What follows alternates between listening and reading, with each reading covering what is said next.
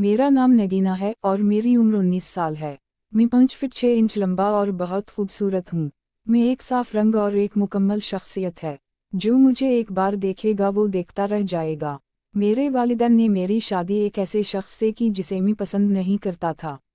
ये हमारी शादी की रात थी और मेरे शौहर के साथ मेरा बर्ताव इंतहाई बदतमीज़ था। मैं इससे खौफजदा न होने की वजह ये थी कि मेरा शौहर मुतवस्सित तबके का था, जबकि मैं आला तबके का और माली तौर पर उनसे ज़्यादा मजबूत था। मैंने अपने शौहर से साफ लफ्ज़ों में कहा, मैं तुम्हें अपना जिस्म नहीं दे सकती। अगर तुमने मुझ पर ज़बरदस्ती करने की कोशिश की तो मैं तुम्हारी ज़िंदगी बर्बाद कर दूंगा और तुम्हारी ज़िंदगी को जहन्नम बना दूंगा, क्योंकि मैं तुमसे मोहब्बत नहीं करती। मेरे शौहर ने कहा, तुमसे किसने कहा कि मैं तुम पर ज़बरदस्ती करूंगा? वो मेरे करीब आया और कहा, वो तुम्हारा माजी का दोस्त था। तुम इससे मोहब्बत करते थे, लेकिन अब तुम शादीशुदा हो, तुम अभी तक पाकदामन हो।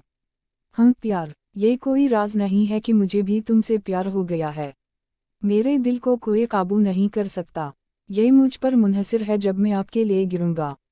तुम मेरी बीवी हो। निकाह के बाद अब तुम मेरे लिए हलाल हो गए। मैं आपको कबूल करने के लिए तैयार हूँ। अब तुम्हें भी ये भूलना पड़ेगा। अब तुम मेरी बीवी हो। मैंने कहा, मुझे तुम्हें अपनी बीवी कहने की कोई ज़रूरत नहीं। अगर मैंने तुमसे शादी की थी तो ये सिर्फ मेरे वालिदैन के इसरार पर हुई थी। तुमसे शादी करना महज धोखा है। मुझे मेरे घर वालों ने ज़बरदस्ती शादी पर मजबूर किया। मेरे शौहर ने कहा, तुम इससे भी इनकार नहीं कर सकते कि तुम मेरी बीवी हो। हम काफ़ी देर तक बहस करते रहे। मैंने कहा, तुमसे शादी तो बस मजबूरी है, तुमसे ज़्यादा अहमक से शादी कर लेता तो अच्छा होता। अगर तुम वाकई मुझसे मोहब्बत करते हो और मुझे खुश देखना चाहते हो तो प्लीज़ मुझे छोड़ दो। मेरी बात सुनकर वो मुझसे थोड़ा दूर हुआ और बोला, ठीक है, मैंने सुना तुमने जो कहा। मेरी बात सुनो और मैं ये सारी ज़िंदगी याद रखूंगा। मैंने कहा, बताओ। वो कुछ देर खामोश रहा, फिर बोला, मैं तुमसे प्यार करता हूँ और तुम्हें तकलीफ़ देने का सोच भी नहीं सकता। मैं आपकी मर्ज़ी के बगैर आपको हाथ भी नहीं लगाऊंगा।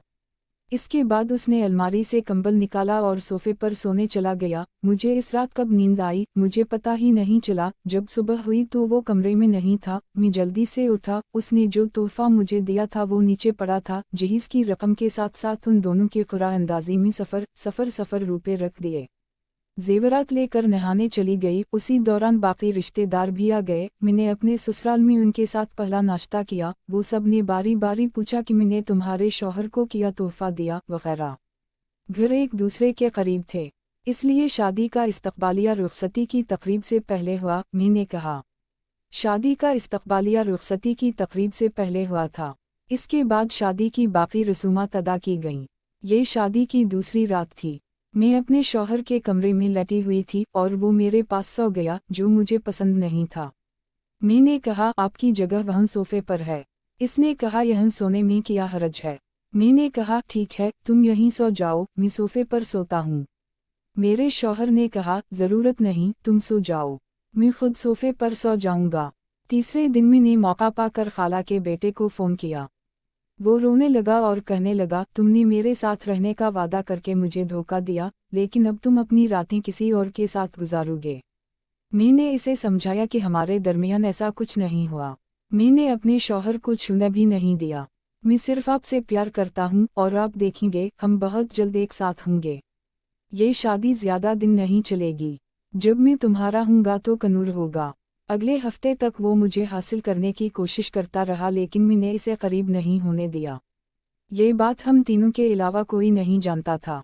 शादी के 10 दिन बाद मेरे वालिद का इंतकाल हो गया, जिसका मुझे खौफ था। मेरे शौहर के तमाम रिश्तेदार भी चले गए और शादी के 2 हफ्ते बाद वो भी मुल्तान चले गए। अब इस घर में मेरी सास, ससुर और मेरे शौहर के चचा का ख़ानदान रहता था। ख़ानदान बहुत बड़ा नहीं था और सब ने मेरा अच्छा ख्याल रखा। एक रात मैं कमरे में था, माजी को याद कर रहा था। मुझे याद आया कि मेरे शौहर ने मुझे एक तोहफा और कुछ रकम दी थी। मैंने बिस्तर की दराज खोली तो तोहफा और मेरे जहीज की रकम 50 रुपये और सफ़र पैसे बरामद हुई। जब मैंने तोहफा खोला तो ये स्मार्टफोन था। मैं इसे ढूंढकर बहुत खुश हुआ क्योंकि मुझे इसकी ज़रूरत थी। मैंने पैसे लेकर अपने पर्स में रख लिए और मेरे पास बहुत पैसा था, क्योंकि किसी ने मुझसे मेरी शादी के मौका पर मिलने वाली रकम नहीं मांगी।